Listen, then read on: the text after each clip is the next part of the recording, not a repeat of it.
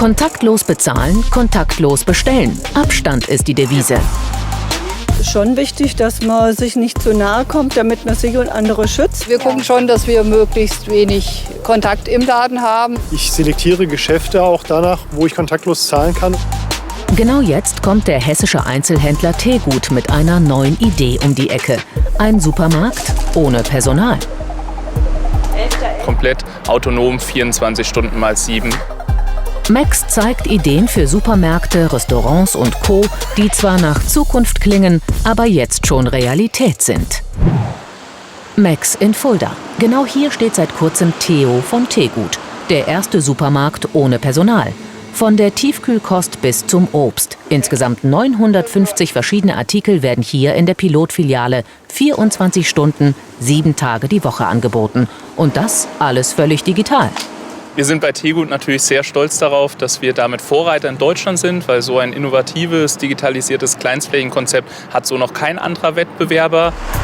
Mit einer Geldkarte oder mit der hauseigenen App kommen die Kunden in den Laden. Drinnen können sie dann per Smartphone oder am Terminal alle Produkte scannen und sich selbst kassieren. Die persönliche Identifizierung und eine spezielle Kameratechnik sollen den Laden dabei vor Diebstahl schützen. Coole Idee. Ich meine, wir müssen alle irgendwie umdenken, denke ich mal, in nächster Zeit. Und das ist ein Schritt in die richtige Richtung, denke ich mal. Ne? Ja, also ich würde hingehen. Generell habe ich schon gern den Kontakt zu Menschen, aber in Zeiten wie diesen ist das vielleicht trotzdem ein richtiger Schritt. Ich finde das gut, weil das ist das, wie es eigentlich für die Zukunft wird. Das wird immer mehr werden. Sieht so wirklich das Modell der Zukunft aus? Das wollen wir von Logistikexperte Mirko Krämer wissen. Er ist Professor an der Frankfurt School of Finance.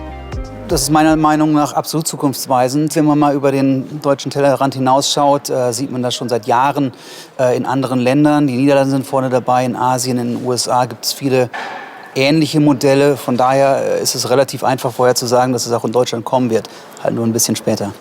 Größter Vorteil für ihn, durch die Selbstbedienung sollen die Kunden ganz ohne Schlange stehen durch den Laden kommen. Die Filiale von Theo ist mit 50 Quadratmeter deutlich kleiner als der übliche Tegut und daher auch geeignet für Standorte, die vorher nicht rentabel waren.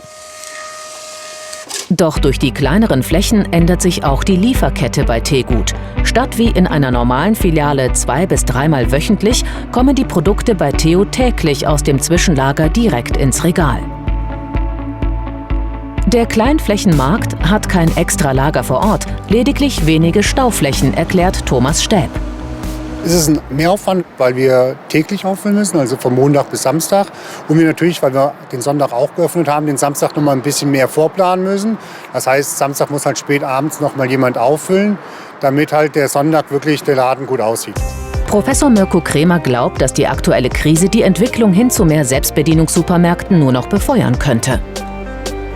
Jede Technologie, die hilft, die Warteschlangen zu verkürzen oder zu entfernen, wird natürlich einen Boost bekommen. Leute gewöhnen sich an solche Technologien. Das heißt, wir haben sicherlich jetzt mit der aktuellen Krise einen gewissen Katalysatoreffekt. Einen Schritt in Richtung kontaktloser Zukunft macht auch Julian Meyer. Der Gründer des Kasseler Start-ups Lampix hat eine Idee entwickelt, die künftig auch Restaurants digital vorantreiben soll. Mit einer Art Lampe wird die Speisekarte auf den Tisch projiziert, sodass Gäste über die Berührung des Tisches ein interaktives Menü steuern können und eine Bestellung für Essen und Getränke aufgeben können. Darüber hinaus hat Lampix die Möglichkeit zu erkennen, wann Gläser leer sind und bietet dann automatisch Nachbestellungen für die Gäste an. Eigentlich sind die intelligenten Lampen gerade in 2 Restaurants als Pilotprojekt im Einsatz, so wie hier in Kassel. Zurzeit aufgrund des Lockdowns natürlich nicht. Trotzdem ist das System für Julian Meyer gerade jetzt nur noch relevanter. Zum einen bietet Lampix die Möglichkeit, mit weniger Personalkosten das generelle Risiko, gerade auch in Corona-Zeiten, zu minimieren. Und auf der anderen Seite Kunden passend zu ihren Bedürfnissen Angebote und Vorschläge zu machen, was sie bestellen, was natürlich dann auch bessere Verkäufe für das Restaurant bedeutet.